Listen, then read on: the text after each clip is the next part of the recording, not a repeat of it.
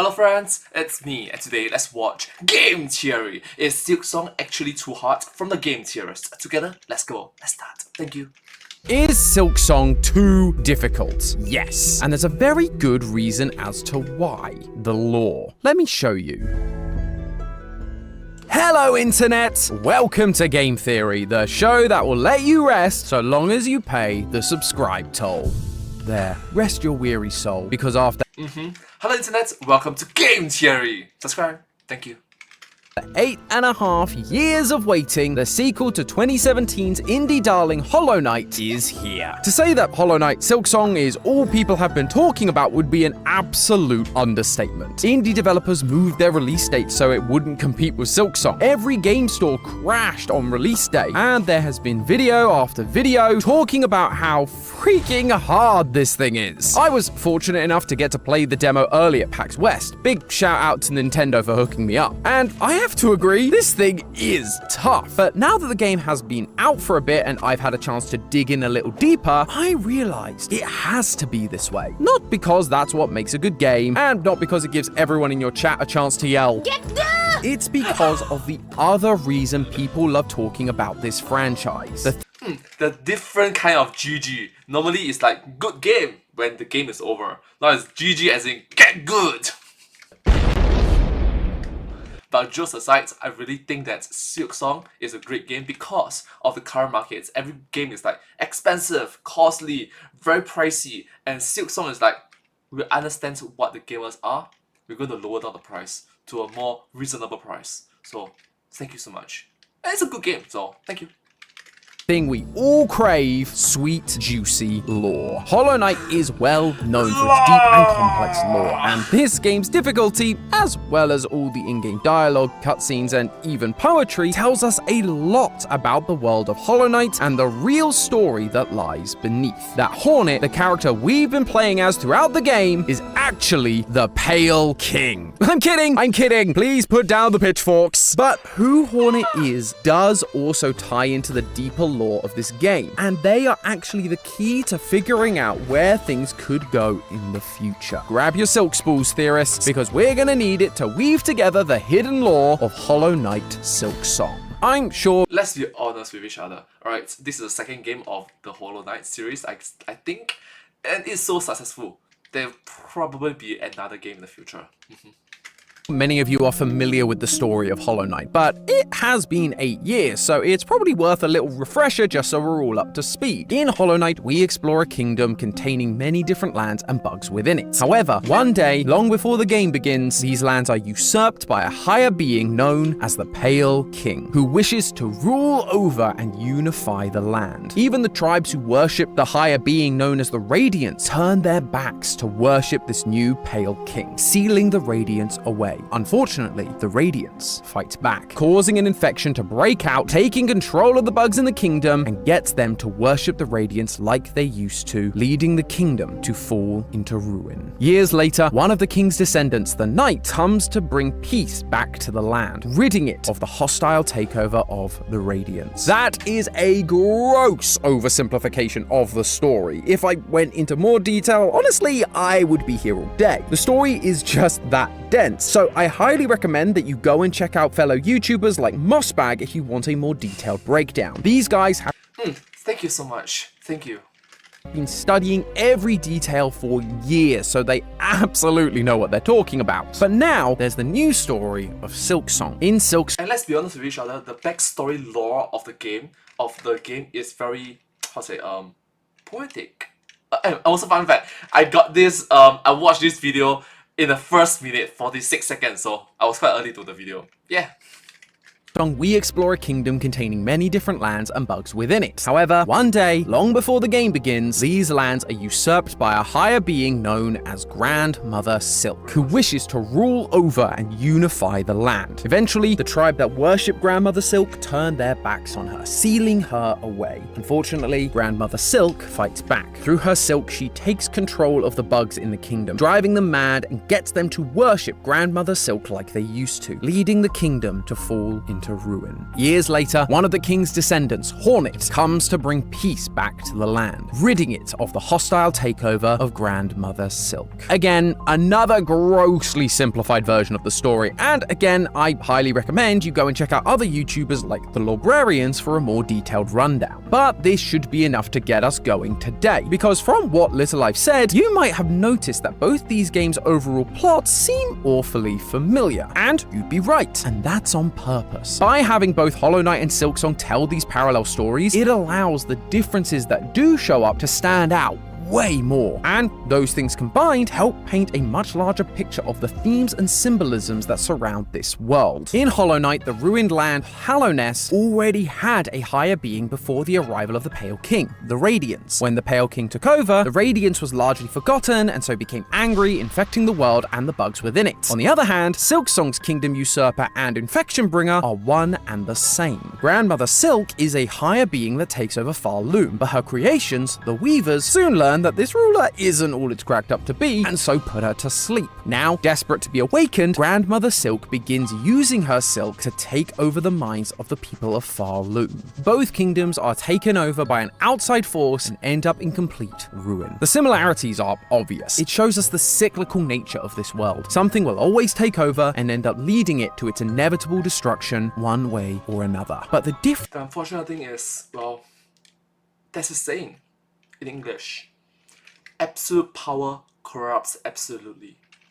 I've been in that situation. I've seen masters, several masters. It sucks. difference here is the type of rule these kingdoms are led with. In Hollow Knight, it's plainly obvious. It's all about a king coming and taking over the land and replacing the god of that land. Some people immediately recognize their rule, while others initially reject it. But the king thought that what he was doing was for the greater good of the people, unifying the land, using the dark substance known as Void, becoming their new king, replacing their god, and that led to their downfall. We see this kind of thing happening all throughout history and mythology. Monarchies take over by force, establish themselves over the old ways, but in doing so, cause great destruction in the long term. In Mesopotamia, and I think that this game is a reflection of human history. When there's humans, when there's humanity, there will be conflict. But it's how we reduce the amount of conflict, how we avoid the conflict, how we disperse the conflict before the conflict arises way too much. Thank you so much for the games. Thank you. In legend, for example, there's the curse of Agade. The new king, Naram Sin, declared himself a living god and destroyed the temple of their god Enlil. His success and his arrogance then continued to grow until one day Enlil struck back. They summoned a people who were recognized as monsters and savages, and they destroyed everything, causing the collapse of the entire empire. And of course, I'd be remiss if I didn't at least reference the history of my home country and the amount of destruction they caused taking over various countries, only to leave them worse off. That is the story and theme of Hollow Knight. It's about exactly the Great Britain, the United Kingdom. They have a lot of countries. Singapore is one of them. Singapore was under British rule for a long, long time. And yeah, so fun fact, I am Humdrum Singaporean. I mean, Singaporean, so hello from Singapore. I'm Humdrum Singaporeans. I'm just another average Singaporean. the problems that occur thanks to the rule of monarchy. Silksong is also about something taking over and ruling the kingdom, ending in the exact same way. But the thing doing the ruling is different. And once again, we can point to some real-world history as a reference, because from the very start of the game, it's very obvious what this ruler is. No. And the unfortunate thing is, those who fail to learn from history are doomed to repeat it.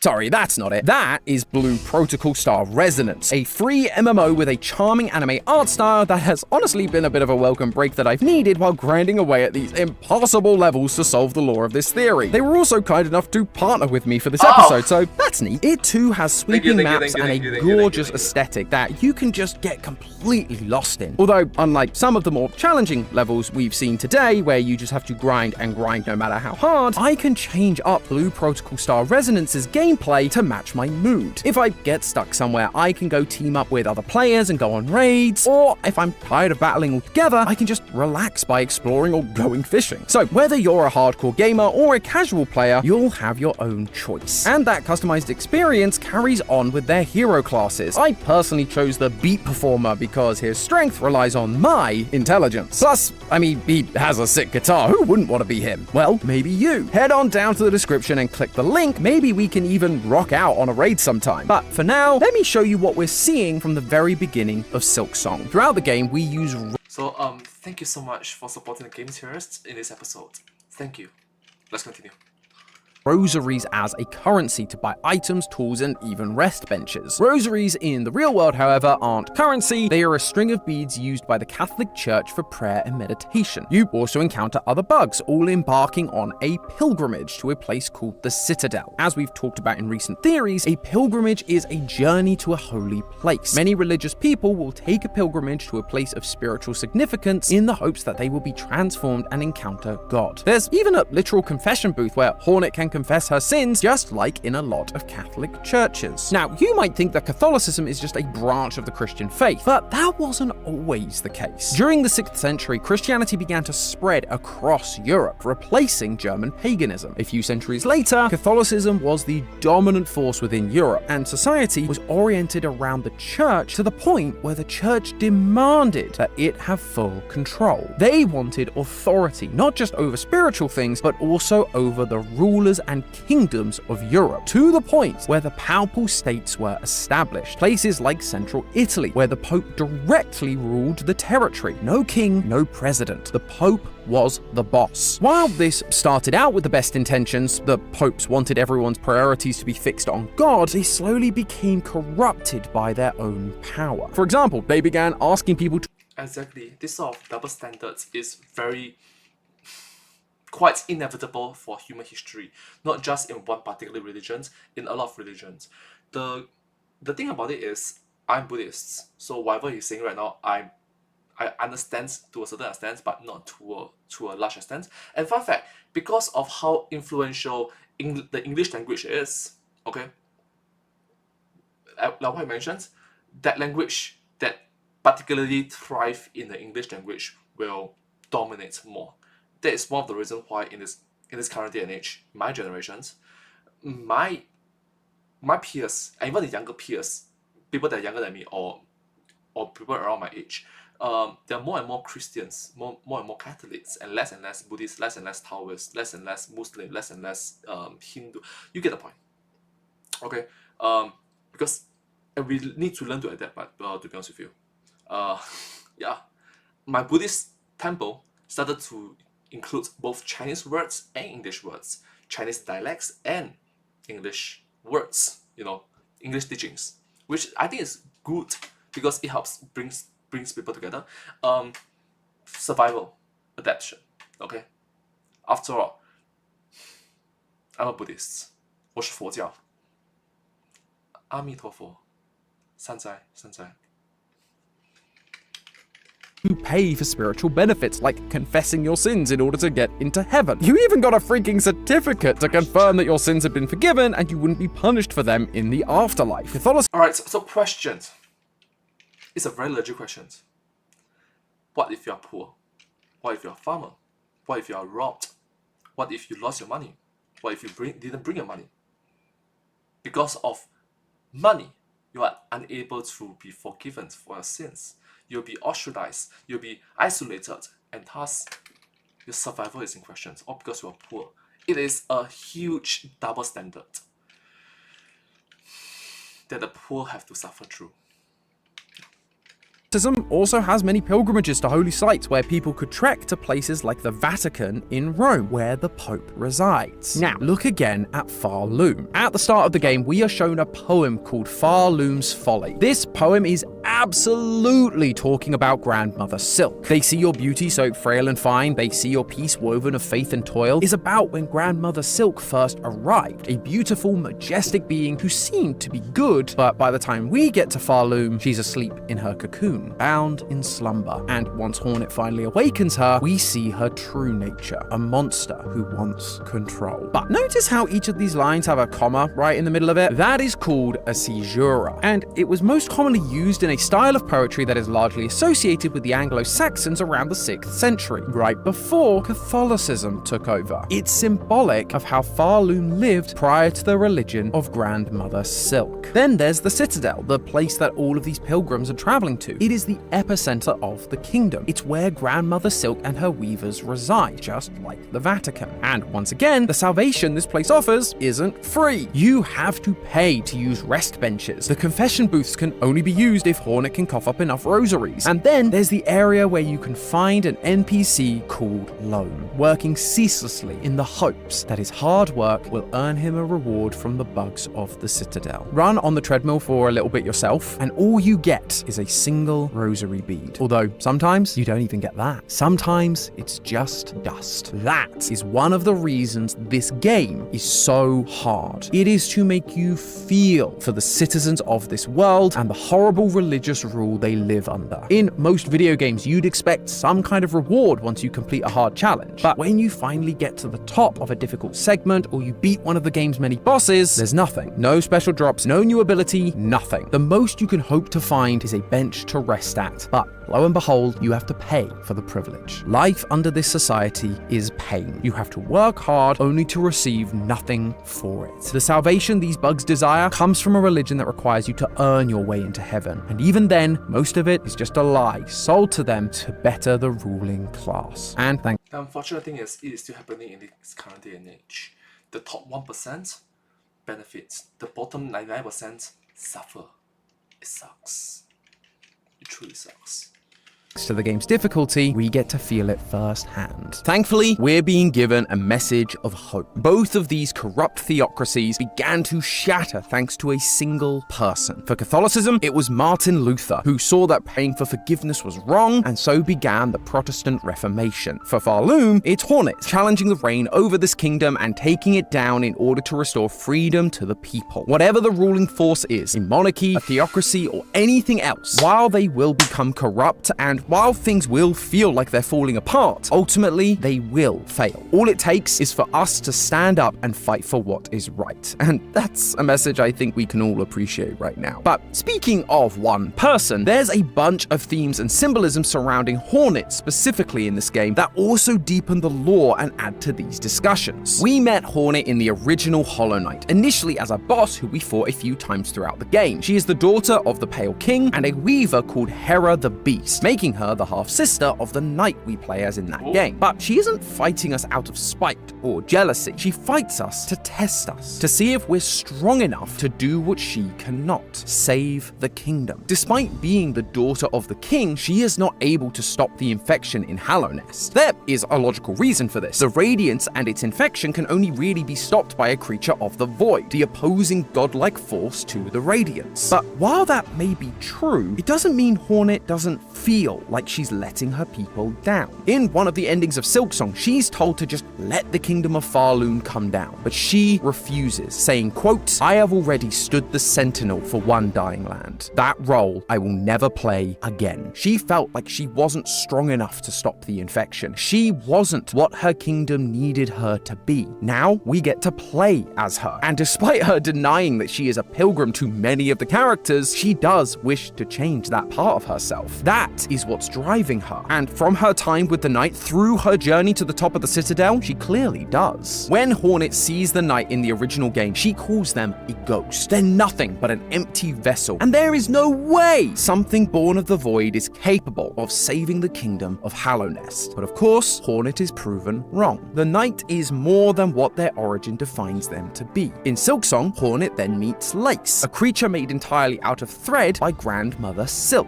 Much like the knight, she too is not a real person. But even though Lace believes she does not have life, Hornet tells her that she is just as real as any bug. She even attempts to save Lace from the void in one of the endings. Her perspective has clearly shifted. In another one of the endings, So look, it is, let's just admit to this.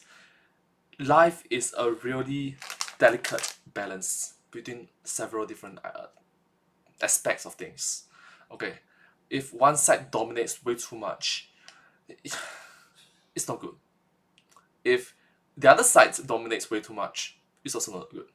If one side loses way too much, it's not so good. If the other side loses way too much, it's not so good. I know that life isn't binary, isn't 1 and zeros, but I think you get the point, right? It's a delicate balance of things in general. get to the top of the citadel and defeat Grandmother Silk. Suddenly, your life bar turns into the face of a weaver, you rest in a cocoon, gaining multiple limbs, transforming into fully Weaver, taking over for Grandmother Silk, similar to the basic ending in Hollow Knight, where you defeat the Hollow Knight and then take their place. In the story of Hollow Knight, that was originally thought to be the best plan, the solution to the problem. But we know that wasn't the case. And during Silksong, we see that Hornet has learnt this too. When talking to the caretaker, he asks if Hornet will take over as queen. She admits she kind of wants to do that, but knows that doing so wouldn't truly free the people of Farloom, which leads to the other ending that some people are claiming to be the true ending. Hornet has become stronger and refuses to be part of the cycle, and so sends Grandmother Silk to the Void in order to defeat her. Hornet refuses to let another kingdom fall into disarray. This is a redeeming moment for her, being able to do what she couldn't do for her homeland. And we see this change physically manifesting in Hornet's cocoons. When you die in Silksong, you can go back to where you died and there will be a silk cocoon, similar to the shade in Hollow Knight. If you break it open, you will see a black bubbly silhouette of Hornet that will fall to the ground. Based on how it looks and behaves, it seems like this black silhouette is Void, the dark substance that the Pale King used to create the knight in the first game. But before you start typing in the comments, but Hornet isn't a Void being. I know, I'm not saying she is, just hear me out. Take a look at the description of the shade in Hollow Knight. Each of us leaves an imprint of something when we die, a stain on this world. The Void being there isn't because you're a Void being, but because when anyone dies, they leave a stain on this world, a mark of past regrets. When Hornet dies, she too is leaving a regret that she wasn't strong enough to save Farloom, like she wasn't strong enough to save her home. But notice what happens when we go back to collect our silk. The black stain left behind falls to the ground. Hornet doesn't reabsorb it like the knight does. She's not holding on to her past. She's trying to move on, to overcome, to not dwell on past mistakes in order that she can be what she needs to be. And that is the other reason why this game has to be so difficult. In order to be strong enough to really save the kingdom, she needs to, in her own words, get down! Every death is a lesson learnt, allowing her to slowly shed her sense of inadequacy and weakness. The game being difficult also causes us to take breaks and explore more areas of the map. We talk to other characters, learn their stories, and learn more about who Hornet is and her connections to the land and Grandmother Silk. By getting to know the bugs of Farloom and by letting go of her past regrets, that is what gives Hornet the confidence to break the cycle and save Farloom. If you were... And it just enriches us, the gamers in general, to lengthen, to broaden up the backstory lore of this game. That is beautiful. Thank you. Able to just speed through without any difficulty, Hornet wouldn't meet anyone, learn anything about herself, or be able to let go of her past failures. Ultimately, she wouldn't learn anything, and that's what would lead her to just repeating the cycle and taking over, because it would be all she would feel strong enough to do. Like I said earlier, the story of Hollow Knight is that these rulers can't save you. Only you can save yourself. You have to grow, to push yourself, and even die to your past self in order to become who you were meant to be and overcome the cyclical nature of the world. And with those themes in hand, I think I have a pretty good idea of where this series could go in the future with Hollow Knight 3, which... Oh, now we're getting to the juicy part. The future. I'm sure is coming out in like 2052. Of course, the knight grows stronger throughout Hollow Knight in order to overcome the Radiance. But what was most exciting was watching Hornet, a mini-boss from Hollow Knight, a descendant of royalty, learn some valuable lessons from the knight that then put her on a journey of self-discovery and growth in Silksong. So, in the next game, I believe we're likely going to see the same thing with a recurring mini-boss from Silksong. The one who, in the end, Hornet saves and they become an ally, just like Hornet did with the knight, Lace. Think about it. Lace is a thought-out character with a backstory like Hornet was. The story ends with Lace surviving like Hornet did in Hollow Knight. Lace is also desolate by the end of the game, angry at her mother for making her, being down on herself for not being a real being, only one made of thread. But now Hornet has saved her, convincing her that she's more than that. Therefore, I think it's likely that Lace is going to venture to a new world to learn more about herself and go through similar character growth like Hornet did in this game. And as far as what threat she will be facing, and that is a very beautiful journey. That will be a beautiful journey in which you are not just the individual that you're born with, but you are the individual that you have done in your lifetime, what you have accomplished, what you have achieved over the past years of your lifetime, of your existence, is what you do that makes you.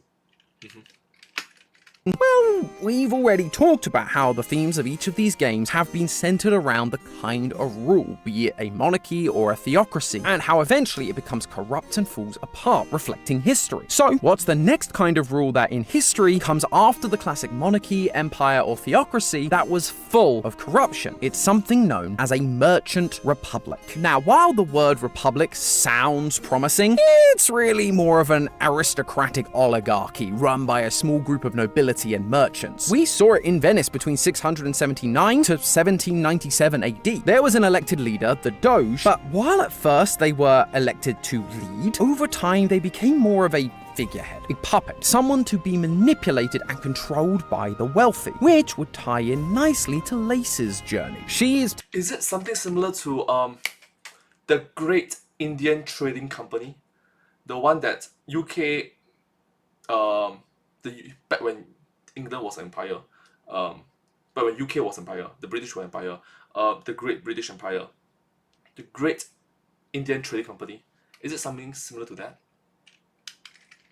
technically royalty, the daughter of Grandmother Silk, and so may be invited into the inner circle, where she could be offered to become part of the system, allowing the cycle to continue repeating, just like we saw as options for Hornet and the Knight. But for the true path, there would be another story of growth. Just like the Doge, Lace came from a kingdom where she and the Weavers were literally puppets to Grandmother Silk, controlled by her silk. The Doge would also reflect how her mother was originally the powerful one, but eventually was silenced by those who were meant to serve her. Lace would relate to this elected leader. Maybe it's the higher being of this world, or more likely, a child of said higher being, created in order to fill this role of the figurehead. But as Lace goes through the game and grows into realizing that she is her own person with a reason to live like Hornet told her, she would help this leader and the people of this kingdom to realize that the same is true for them. Plus, a society about merchants means Team Cherry can keep making the games more difficult by forcing me to pay even more for everything, including rest benches. Maybe I shouldn't be giving them ideas, but hey, that's just a theory. A game theory! Thanks for watching. World premiere on Game Theory. The legend of the Deltarune is a lie. Well, thank you so much for watching this video, but hey, that's just a theory. A game theory! Thanks for watching. Thank you. To be honest with you, I really like that Tom and the team behind these videos, in a Game Theorist, you know, they make it so that they ended this video with a positive, impactful conclusion. The important thing is personal growth, personal development, how you have learned, how you have made mistakes and grow from it, and how you corrected from it, and character growth, character development. It helps set a narrative that, hey, us, the gamers, who are also gaming, who are also going through our own personal life struggles, we can overcome them and make it out of it better. Thank you so much. Hope you guys enjoyed this theory video reaction. So thank you. Subscribe. Okay, bye bye. Thank you.